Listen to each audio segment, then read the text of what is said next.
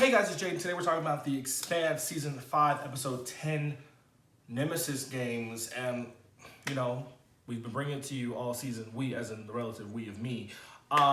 This is spoilers. Spoilers. This is a react, no recap review. So if you haven't watched the episode, you probably shouldn't watch it. But out the gate, I'm going to just say right now, period, point blank, there's nothing that we can say and I don't think it can really be disputed. I think this season is probably the most cohesive piece of work we've gotten from this show, right? I think obviously it speaks volumes on the fact that now they have that Amazon money at this point, but I don't know what happened. Maybe them getting that Jeff Bezos money, they were like, okay, we're gonna really do it. Because I'll be honest, season 4 was a really was a downer. It's probably very important to what we're about to get into season 6, right? But such a downer, such a nada, didn't want that, didn't need that. But this is what we were looking for. I think it did such a good job matching the singular stories, the mixed and raw emotion of the situation that they were put in, on top of the fact of getting good space battles. I mean, it was just such a good cohesion.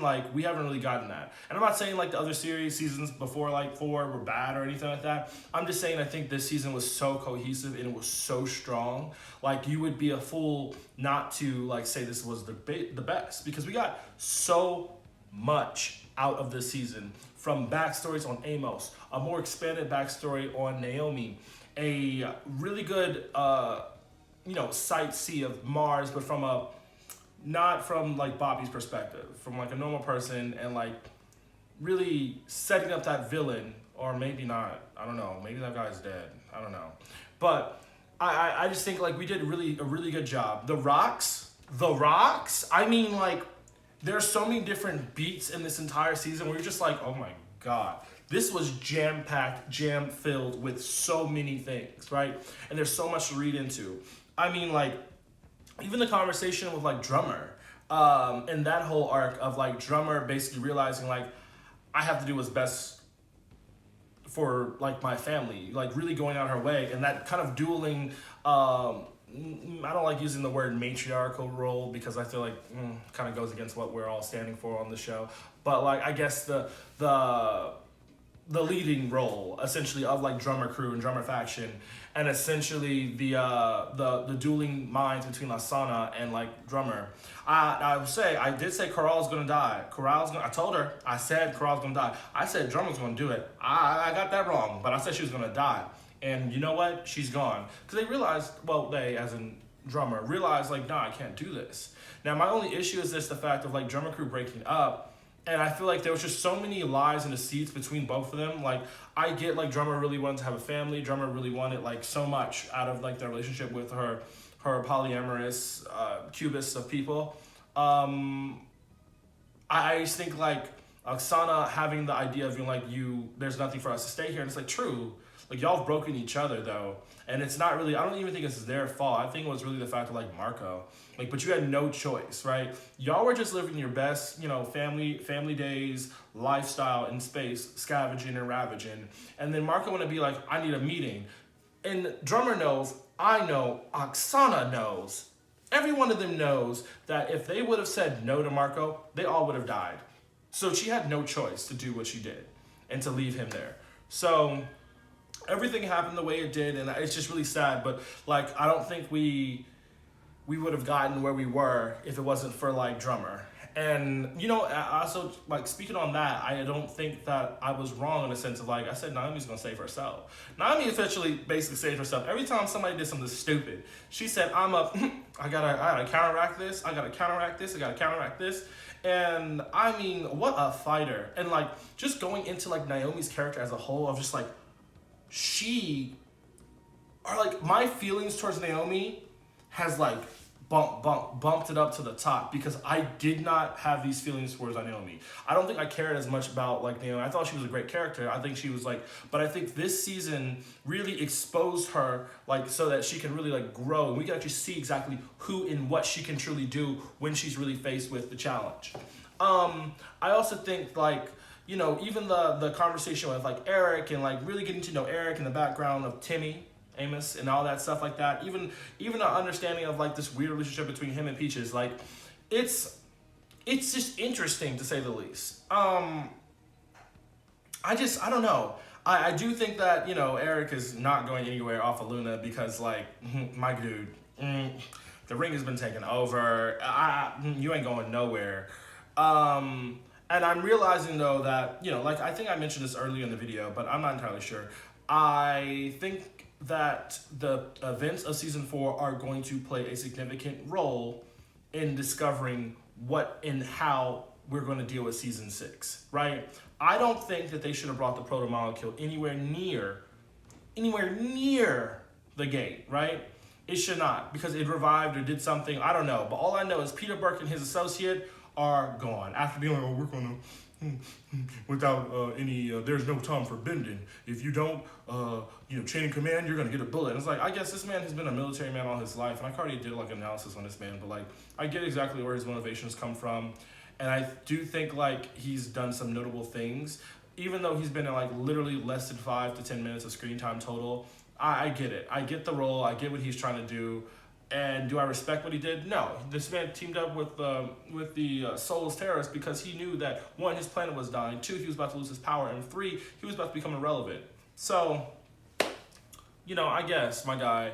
Now, we're just going to have to wait till next season to see if they really died or if they were really taken over or something like that. We're going to really have to wait. But, probably shouldn't have been lifting up them damn things in the ground, right? Probably shouldn't. You should have left that shit alone. Leave it alone. That's typically the cases in a lot of these shows. Like, just leave it alone. Don't play that. Don't play that. If you don't know what's happening, mind your business. But, so, I also want to point out how, like, Avasarala and the rocks and, like, just everything, essentially, that's been going on with her. Like, everything basically led her back into the grasp of power. And it kind of makes you really think, like, damn, that election was a waste of time, wasn't it? Because it really was. But I think it was a valuable lesson for Avasarala to realize, like, she cannot be cocky. She has to be better. She knows better. She can do better. So why isn't she doing better? And I think that is the biggest, I'd say realization from this season, because I think a lot of the subplots or plot points that they really tried to, start inside of a conversation they tried to start within Season 4, they really were like, we're gonna hone on that, we're gonna break it down, we're gonna lambast it. Even though I will say, Season 4, trash. I think all of the off Illis parts were actually really interesting. Illis was just like, oh my god, like, literally, God, why are you doing this? Brought all the plagues. Like, I didn't need all that. So, I'm just thinking, what else was something, like, of note? Oh, Alex. When I tell you, before, like, he, like, passed away on the scene, I was like, seems like they're gonna catch Naomi somehow. Yeah, I guess Alex isn't gonna die. I said that literally like 30 seconds before, like, they said, Alex, and this man had a stroke. What? Like, what? I was like freaking out, like, no lie. I was like freaking out because I'm like, oh, well, I guess I was right, but I'm not happy about it. But at the same time, like, damn, my guy, like, damn, like, yes, though, but, like, sacrifice for your family. We love that, but damn, my guy. So it just kind of sucks. But, like, it's bittersweet, but I think it's one of those things that really speaks a lot towards even Alex's character. Because it really, I think if we're really stripping down, like, Alex as a whole, like, we realize, like, not only was he still a Martian at heart and he had that sense of duty and everything like that, it's really one of those things of, like, yeah, my family. I think he realized even while he was leaving Mars that he had really nothing there anymore. Like, his wife had basically, like, left him. His son didn't know who he was. They both basically took these assumptions of what Mars was feeding them and said, oh, yeah, take out my daddy, basically. And it's just, it's so sad because I really thought this man was about to go out and blaze of glory. And you know what? He did not. But he did, right? He did not. But he did. He wasn't in battle, but kind of, danger. So, now, as we like look forward and we see like, thank God that we heard that message from from Naomi. Really love that. It was sweet. Want to cry a little bit. I don't know. I think we look at Monica. I think Monica's gonna be a very invaluable member of the team. Bull's gonna be a very invaluable member of the crew. I think they're just proving it. I don't think that obviously Peaches is now another member of the Rocinante. So I think that the people that are probably gonna stay, and probably I hope. I know main crew is easily gonna be, Holden, Amos, Naomi, Peaches, Clarissa, but whatever. Which I will say, that whole scene was hilarious of being like, hey, where I said, you were gonna kill me back then. I'm like, well, don't do it now. So, like, alrighty. So we have the 4 of them. I think Bull's staying because we need a pilot, right? Just makes a lot of sense. And now his mission has kind of changed. He has probably more of a different idea of what's gonna happen. Again, also, but what's on Earth? Like really what's on Earth? And then we also have, I think that Monica's going to stay. I think Monica this season has really proven herself invaluable. She's very different than when she was with the camera dude, right? I always thought she was really tenacious, but like they really like bumped up her role. They gave her stuff to do. She's out here tracking missiles. Either way though, Marco, I don't know. I feel some type of way about this whole Marco Inaros situation. My dude's got to die. He's got to die. He's got to go away. And at this point, Philip can get it too.